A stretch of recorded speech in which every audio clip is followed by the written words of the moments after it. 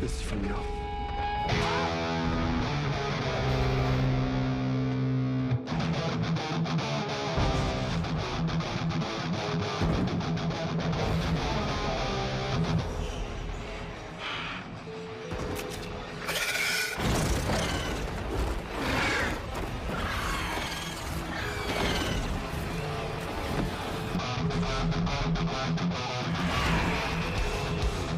Okay, it's working. Let's go.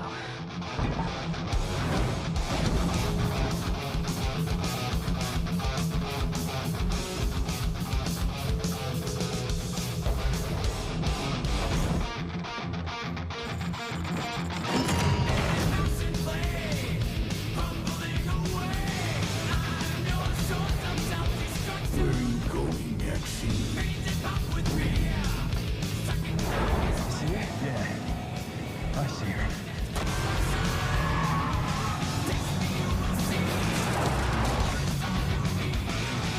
Alright, so let's get into some early Stranger Things 5 predictions, thoughts, and theories. And keep in mind, I will not really be talking about how I think season 5 will end, the series finale, what that would be, because there's really not a whole lot of information out there right now, and I don't really about season 5 in general, and I don't really know what the ending really could be other than everything is resolved. But so this will be basically just me going through kind of how the way season 4 ended, and how it kind of set up what maybe the beginning of season 5 could be, and what kind of the overall arc and picture season 5 could be. So I'm going to begin by discussing Mike and the party, especially Mike, because Mike did get a very bad rap this season, because we really didn't see him a whole lot, and when we did see him, he didn't really seem to be doing much other than searching for 11. But when I watched volume 2 of season 4, it really hit me in that moment that those final 2 episodes are really just setting up Mike, Will, Jonathan, all those characters, for setting them up for season 5, like a big season 5 for them.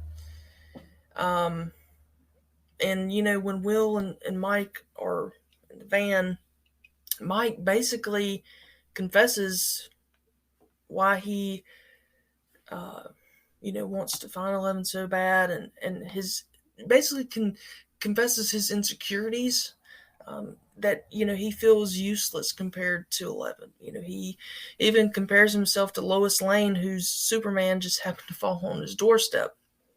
And Lois Lane does assist Superman every now and again. And I thought, that's really telling for what I think Mike could be doing in season 5. Like, I think he, because of that, may want to prove to himself that he's not useless. Like, he can still contribute. And I do think we will see Mike get more involved, and a little bit more of the action part of things. Also, I keep going back to Will's painting, which was done very well, by the way. I was so happy when it was revealed that's what he painted. But I think more than anything, I'm so glad that the Duffers wrote this painting in with some context.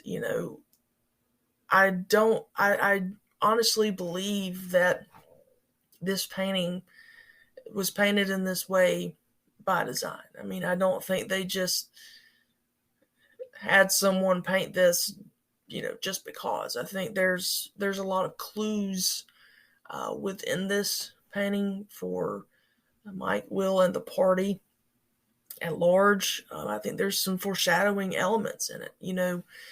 One of the things that this show does so well is the foreshadowing that it does.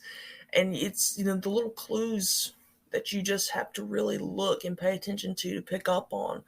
Like, for example, in episode 1 of season 4, when they're playing the D&D game, I mean, it's all there. I mean, the whole campaign is literally what we've seen throughout season 4. Vecna is cursing the town, and Vecna lives. They thought he was dead, but he's really alive. And Dustin rolls the 11. It was a miss. Erica steps up, rolls a 20. It was a hit. And that, to me, set up with the finale that, what I kind of suspected while watching season 4 was 11 is not going to be enough just by herself. It's going to take everybody. And so there's always foreshadowing in in this show. You just really have to look for it sometimes. But I think the core four, as they call them, Mike, Will, Dustin, and Lucas, will be working together again. Really, you could argue for the first time since season 1, and I really want that to happen. We haven't seen those characters work together since season 1. And the Duffer Brothers recently, in some interviews where they've talked briefly about season 5, I mean, they've kind of tiptoed around it and all but said that our original groups would be together again in season 5. And they've also said that season 5 will look to go full circle and we will be completely set in Hawkins again. I'm here for that. That's one of the things that I love about this show is when they're all together in Hawkins fighting against evil and the supernatural and all that good stuff. And that's part of the reason why I'm somewhat appreciative that they took the approach the way they did with season 4 about spreading everyone out literally across the world, because now it's only made me appreciate these characters more and appreciate them being together more. And I think that was one of their intentions of doing it that way, so that in season 5 they're all back together, in the end, working together. And so I really, really am looking forward to that. And the painting specifically depicts Mike, Dustin, Will, and Lucas facing off against a 3-headed Dungeons and Dragons monster, with Mike leading the charge. There are some foreshadowing elements really throughout this entire painting. But I've also heard some theories out there that it's, the 3-headed monster is like, what we find out at the end of season 4 is that Vecna, aka Henry Creel, has been behind everything to do with everything that's going on so far, and that the group has really been fighting like the same monster. It's just had 3 different looks, or like 3 different heads of like the same monster. I think there's some duality within this painting. I think it could, could be telling that side of things, but I also think it could be foreshadowing what's to come, and particularly the visions that Vecna gave Nancy, the ones that we did not see, about this giant beast and an army of monsters. And I think that we are going to see a new set of monsters next season, because the way I look at it is we know that Nancy, she knows what the Demogorgons and the Demodogs and the Mind Flayer meat puppet thing looks like. She knows what all those monsters that we've seen thus far in this show look like. But when she's telling the group what he made her see, she doesn't really go into specifics. Like she doesn't. It almost seems like she doesn't recognize what those creatures were. I think she said something like it was a giant beast with a gaping mouth or something, which we haven't really seen thus far. And I would like to think that Nancy would have said it was another meat monster, except this one was larger and more demogorgons, but she didn't. And I also think that we didn't see this vision because it's going to actually happen in season 5. Because, like the vision that we did see, which was all the portals breaking and eventually becoming this one huge gate, and then the Upside Down is now completely taken over Hawkins. So that did come to pass. But as for what this big beast that she was talking about, what it could be, I've heard some theories that it could be the Thessal Hydra. That, if you'll recall, at the end of season 1, the boys are playing D&D again, and that was the creature. But I was our club. They kind of ended that in season 4. I thought kind of prematurely. So I think that part is not over yet. Mike, Lucas, and Dustin are all known by the townspeople now. Everyone in town has seen their pictures on those flyers. They know who they are. I mean, Jason is looking for Mike and Lucas. And I think they'll be hunted down despite everything to do with the Upside Down. Now, I think what Mike and company will probably have to do is try to convince them, which I don't think will be, even, believe it or not, even given the circumstances of the way season 4 ended, I think the townspeople will still have a very, very difficult time believing that Annie Munson is not behind all this. But not only that, Mike, Will, Jonathan, Eleven, and Argyle are still fugitives. And I have no doubt that Sullivan and the military are going to be arriving in Hawkins to kill 11. I absolutely do believe that Colonel Sullivan and the military, and perhaps even Dr. Owens, will be back in Hawkins. Again, that's another thing we kind of left off of, Sullivan watching the pizza van drive away. And I do think the military will be back. And maybe it won't be necessarily a bad thing because, you think about it, like, they're going to need some military assistance, I think, one way or another. And on top of all that, they still have Max to deal with.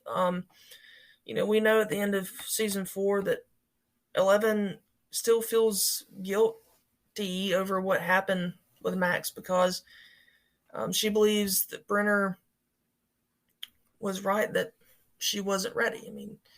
That's what Mike says. And in some ways, it's like, maybe she wasn't ready for what she was going to go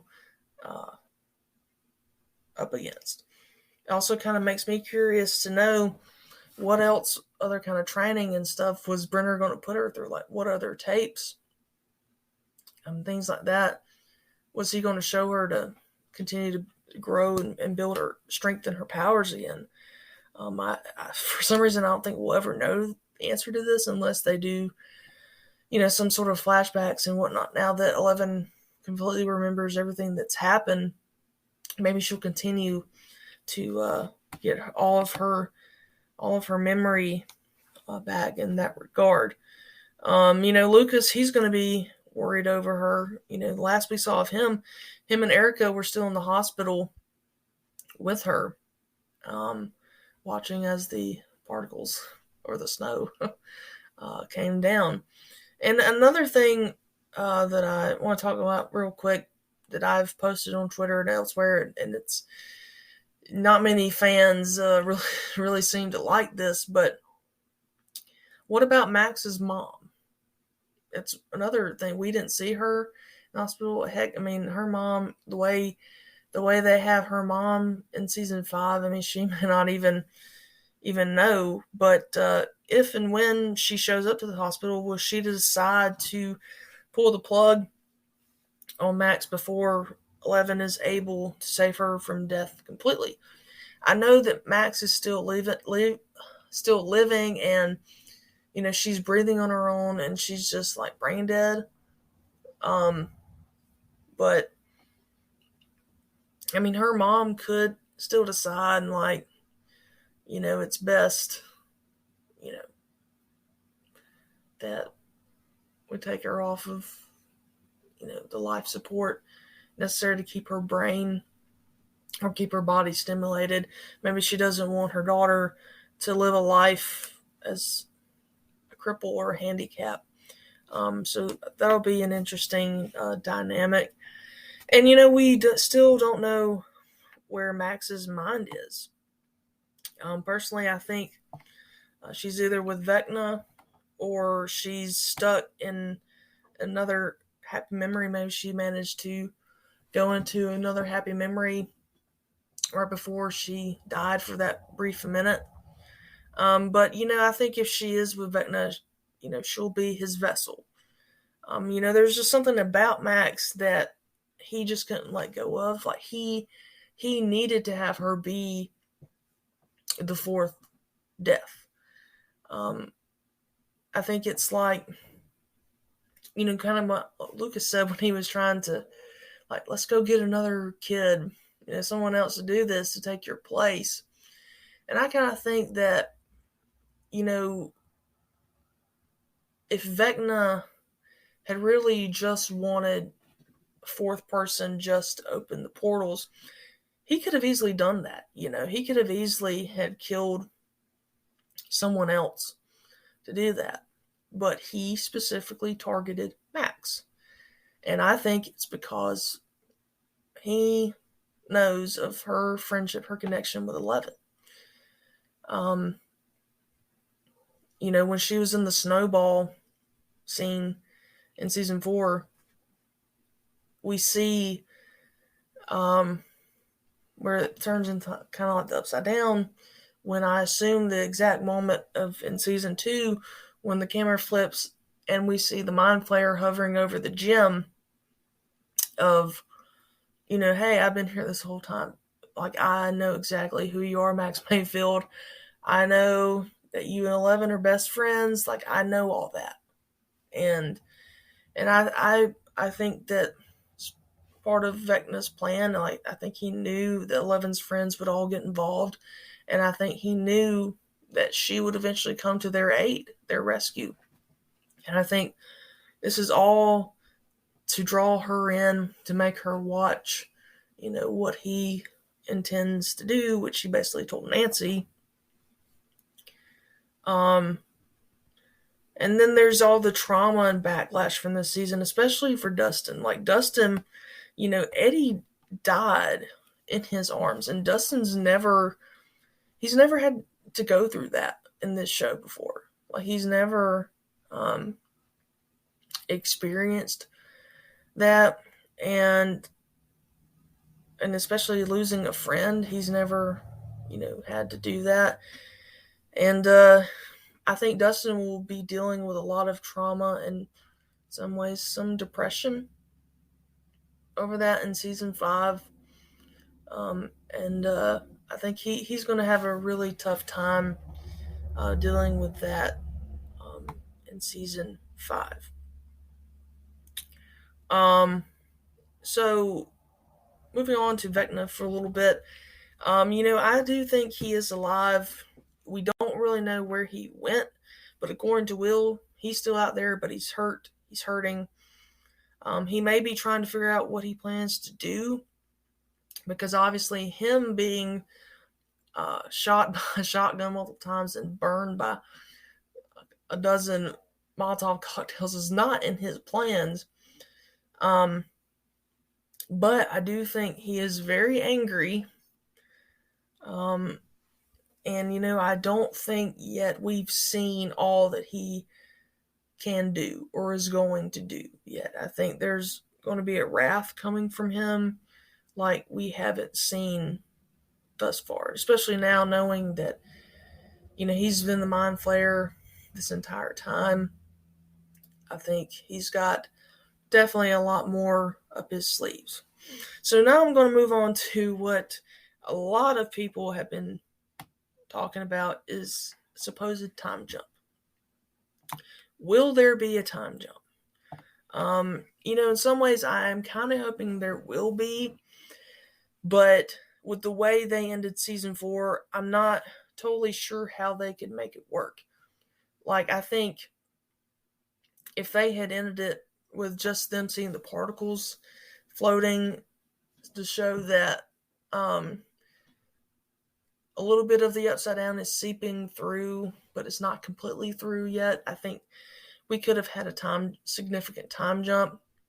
But the way they ended season 4 with the upside down completely taking over, and so fast after like 2 days after the quote unquote earthquake, I just don't think a time jump is very feasible at this point.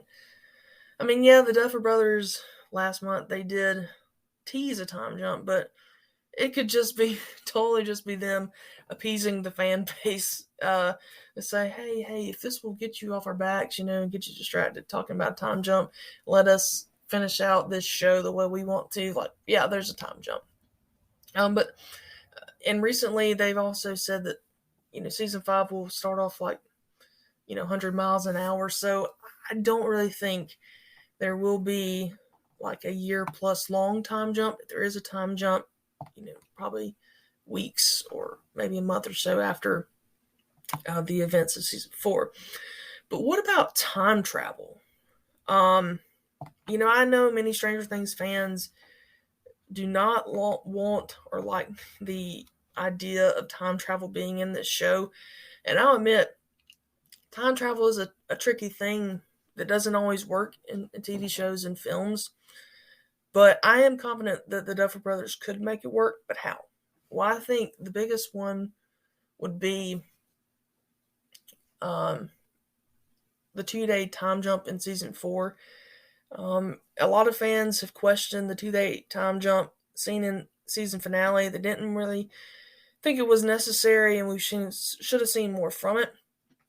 I think one of the things they could do with time travel in season 5 would be to go back to these 2 days in between Max when she died and the rift opening to correct everything, or at least save Max from death. I still believe she's brain dead, and Vecna has her within his mind. So if they can somehow get Max's consciousness back, maybe they can defeat Vecna, because she's now there's that connection now between the two of them. And 11 somehow managed to bring Max back to life, albeit in a coma. So why not let her have the ability to turn back the clock? They give her powers to bring someone back from the dead. Why not let her do that? Vecna himself explained that everything in season 3, he took 11's powers in order to open gates, and we know from season 4, volume 2, that 11 now has some of his abilities. So what if in those abilities she has gained his ability to manipulate / control time? It's very possible. But the other time travel thing I think you would probably go back to, why the Upside Down is stuck in 1983. Maybe they have to go back to 1983 or something like that to prevent any of this from happening. So, last couple things I'll end season 5 talk on is, when will season 5 be released? Well, not anytime soon. I can tell you that much. I think it really depends on 4 things. Number 1, actor availability. I don't really know about the others, but I do know that Millie's next film, The Electric State, is set to begin filming this October. So obviously you can't have Stranger Things 5 without 11. So yeah, it's not anytime soon. Number 2, writing is completed. The Duffer Brothers have confirmed that the writing process will begin in, I believe, the first week of August is what they said. But I mean, that could take, within itself a couple months maybe. But they've already also said that they know exactly how they want season 5 to go, and they even know, they already know the last 30 minutes of the episode, the last episode in season 5. So number 3 is length. How many episodes? How long will the episodes be? The Duffers also stated that the series finale episode will be at least 2 hours long. But the other episodes wouldn't be quite as long as what it was this season. But to be honest with you, I wouldn't totally mind season 5 being, 8 or 9 episodes with a handful of hour-plus long episodes. Just not the entire season being hour-plus episodes. I mean, I understand why they did that this season, because they had everyone, dispersed into all over the world, and they had so many things to do. Whereas in season 5, will be more condensed to one location, that being Hawkins. So episode lengths might not be as long, but I would like a couple hour-long episodes sprinkled in there. And fourth and finally, the scale / scope / special effects. We know that the Upside Down and Hawkins are literally becoming one now. And if the characters are dealing with the aforementioned, Stranger Things 5 could have as much, if not a greater scale, than season 4 did. That's where it leads me to the special effects. I expect there to be a massive load of special effects. It's almost unavoidable considering what happened at the end of season 4. Special effects is partly to blame for season 4 taking so long to come out. It takes time to edit this stuff. So even if it only takes them 8 to 10 months roughly to film, it could take another 6 to 8 months to edit. So we have to take all those things in consideration, and I expect them to start filming early 2023, and we'll have the season out, unfortunately, by 2024. But the last one I want to end on with season 5 talk is I don't expect there to be a slurry of new characters in season 5. I think Argyle, Vicky, Sullivan, and Vecna will be the only new characters back in season 5.